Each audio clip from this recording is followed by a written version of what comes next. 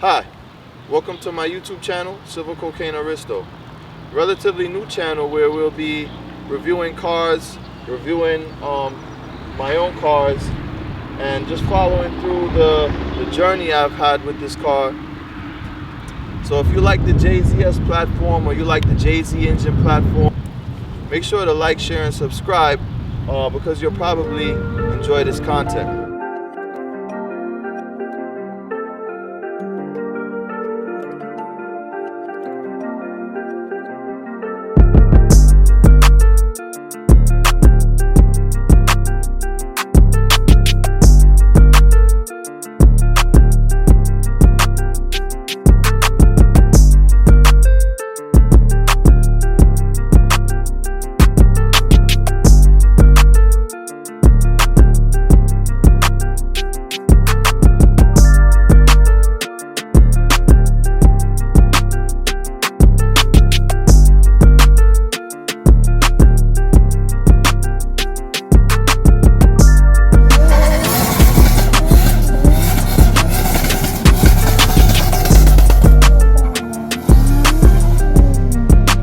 Now, today we're just going to take an in-depth look into the build of my car, just the general state that my car is in. Not necessarily a general look into the JZS 147 platform. I'll save that for another video. So let me just tell you a little bit about how I came to obtain this car. I got this car about 5-6 years ago from a shop in Virginia that imported it. Since the car came out in 1993, when Lexus dropped the GS 300 in North America, I've always loved this car. It just had a timeless shape to it. It was round, unlike anything that was out at the time. The Cressetas at the time were a little bit more boxy. The competitors of this car were a little bit more boxy, the 5 Series, the E-Class, Mercedes. And this round wedge shape was just beautiful to me, and it appealed to me a lot because the people in my neighborhood that drove them, you know, these were the hustlers, the guys making a little bit of money. And as a kid, you know, you look up to these guys and what they drove, and ever since I seen them rolling around in the neighborhood, I just knew I had to have one day. So in 2013 I bought a black GS 300. Had a lot of miles, but it was clean. I wanted to do a swap on it. I took it to M&S. They were out in Deer Park at the time, and I priced it out, and it was a little bit more expensive than I had hoped. And then the car had some other issues, some seals, window seals and things like that I would have to fix. So I said, you know what, let me find a cleaner platform. I found a 2002 GS 300 Sport Design after that, and I was going to do a swap. I priced it out in Florida, and they said it would be around 10 grand. And I knew at the time that the Aristos were going for less money than that. So it was coming on to the 25-year law where you can import these cars. So that's what I did. So when the 25-year law came, I jumped on this car. And it was probably the best decision I ever made, because normally the cars in Japan, they're a little bit cleaner, lower mileage, they're taken better care of, and it was just a no-brainer for me to jump on this car.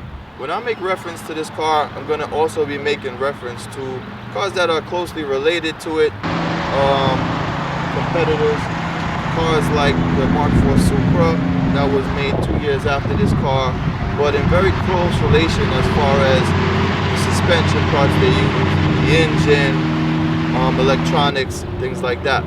I'll be referring to the E34 BMW because that was a direct competitor for this car. The E-Class, Mercedes at the time. You know, anything that was in the 4-door performance sedan market, I'll probably be referring to as I talk about this car in this video and future videos. So let's just take a quick walk around the car. First, we can see a Greddy intercooler, teal blow-off valve inside there. I did custom yellow housing for the fog lights.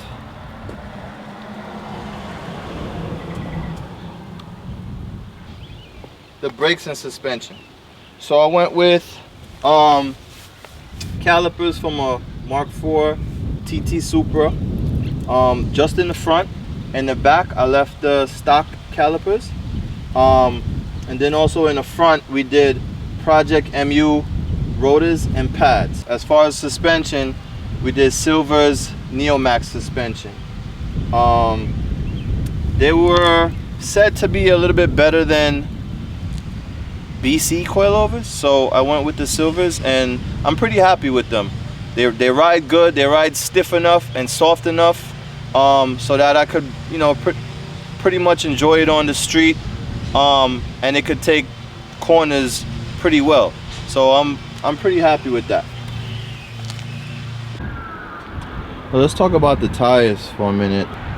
I had Continental Extreme Contact on all four corners.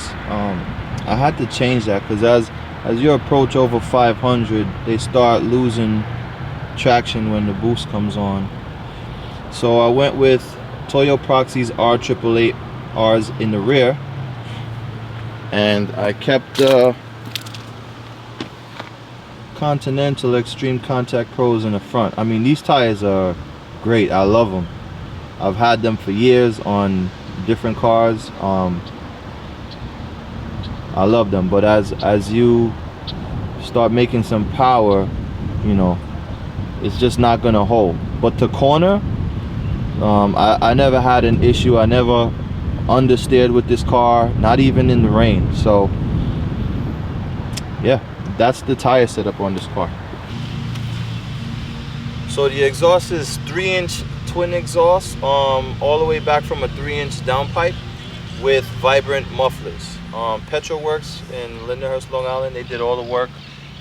So it's all custom stainless, nice wells. It's a very neat job, and the sound is beautiful. I'll turn it on in a minute so you get an idea of how it sounds.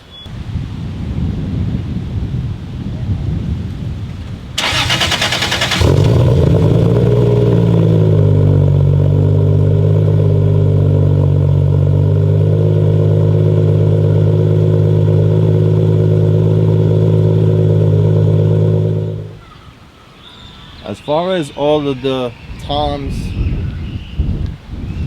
emblems, stickers, at the time I was running a Tom's ECU, and I always wished that Tom's made a first gen Aristo JZS 147. They made a second gen, but never a first gen. So I'll kind of put my little take on it, and put a little Tom's theme together. So that's why you see Tom's stickers and emblems on the car. So getting into the car, we have a pair of Recaro SR3 Tomcat seats. It's still pretty comfortable in here. I could lean back. You know, driving position is better like this, but you know, if I want to be comfortable, I could lean the seats back a little bit. And then we have a Tom steering wheel here. This is an early model Tom steering wheel from the early 90s. AEM CD5 dash. And then we also have a 320 kilometer speedo in the car, which is pretty rare for this car. 7-inch Kenwood radio. And then of course we have a V160 transmission. Now I could have went with a lot of different options for this car. I could have gone BMW DCT. We could have gone R154, a Tremec T56, but I'm too much of a purist to do anything else but either R154 or V160. And I mean, you know, this car really, in my opinion, deserves a V160. It's pretty expensive. And funny story, I was going with the R154 at first, but there was something going on with it where it was either back ordered for a long period of time. So Mo from Petrolworks, he hit me up and he was like, yo, you want to do a V160? I'm like, hell yeah, I want to do a V160. So, you know, we made it happen, and the rest is history. So we also threw a 6-speed super shift knob on here, custom console cutout, but it's an Alcantara shift boot. And to me, it just looks OEM. Everything just kind of looks OEM plus in here. You got my glove box with all the information on the car. I mean, you name it. Everything that came, the HKS exhaust that came with it, the suspension, all the paperwork was in here. And you know, the more information the car comes with, the better. You know that the owner took, you know, relatively good care of the car. That's fucking sweet, dude. Thank you, man. Yeah. So just a quick look here at the pedal setup. We're running Supra Mark IV right-hand drive, clutch pedal, brake pedal, clutch master cylinder, and that brake pedal is a factory Aristo brake pedal. Unlike the GS300, these are floor mounted, so unfortunately you can't really heel and toe in this car because the brake is kind of far away from the gas, but we'll sort that out as time goes on. And just to show the shift operation in reverse.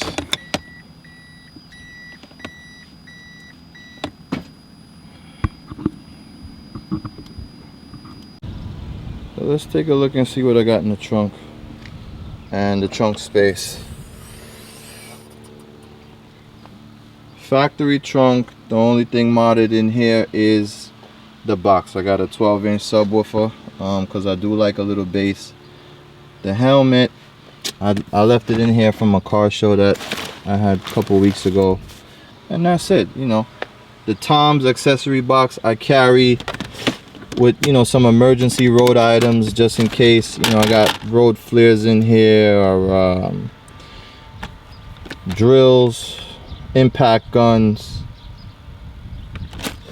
you know, things just in case, oil, anything you need just in case you take a little road trip. I got some emergency stuff in here. And that's the trunk. Alright, so let's take a quick look and see what we have under the hood. So this is where the money's at in this car mostly. So upon first glance, you see the 2JZ GTE motor, and these motors came in these cars from 1991 to kind of rival the RB26 at the time. And these motors were so good that they put them in the Supra in 1993, and you know, that car kind of made this motor world famous. So the turbo, we did a single turbo conversion and a V160 6-speed get rag transmission. Petrolworks in Lindenhurst Long Island, they did all the work.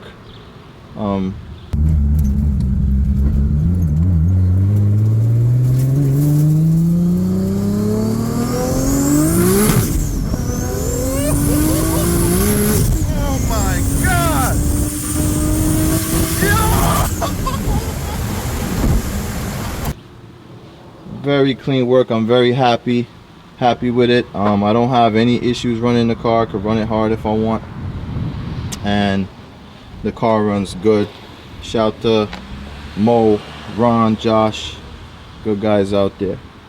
And pretty much the motor is just lightly kind of refreshed. There's no work done on the motor. The motor's stock, so we're just talking about head gasket kit, valve seals, valve springs, retainers, oil pump, water pump, rear main seal, things like that. ARP head studs, just to make sure, you know, you're making power and the head doesn't lift. Things just for preventive maintenance. We're running a Supra cooling setup on the car, so Supra coil rod, Supra fan clutch, shroud, and then supporting parts. We have a 3-inch downpipe into a 3-inch twin exhaust. We got ID 1300cc injectors, fuel rail, Hellcat fuel pump, teal 44mm wastegate,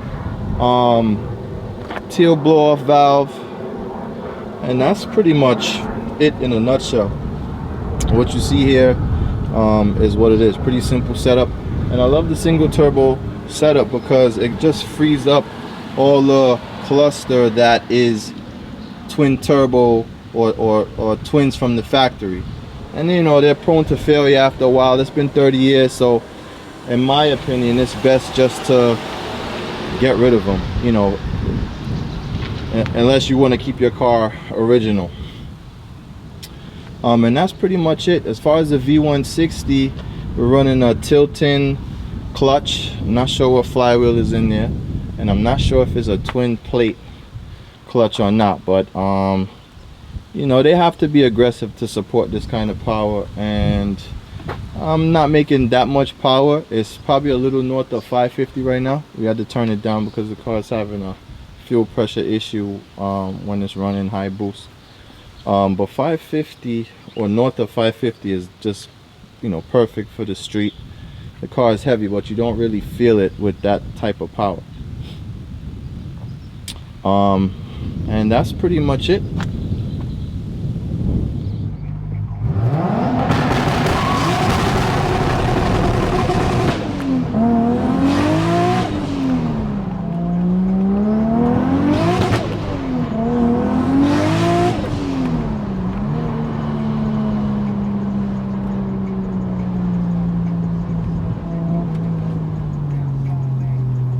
Yes, we have the car on some back roads out here. Just trying to get a good feel of the suspension, how the car accelerates, how it handles corners. Brakes are working well.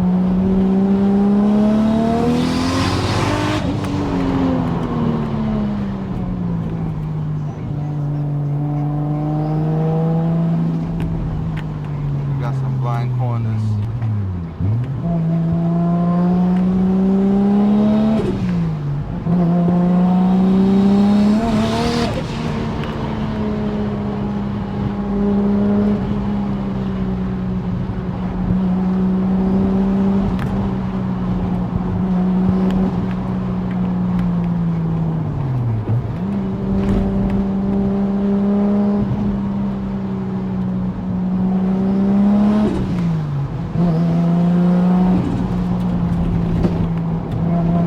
Bottoming out.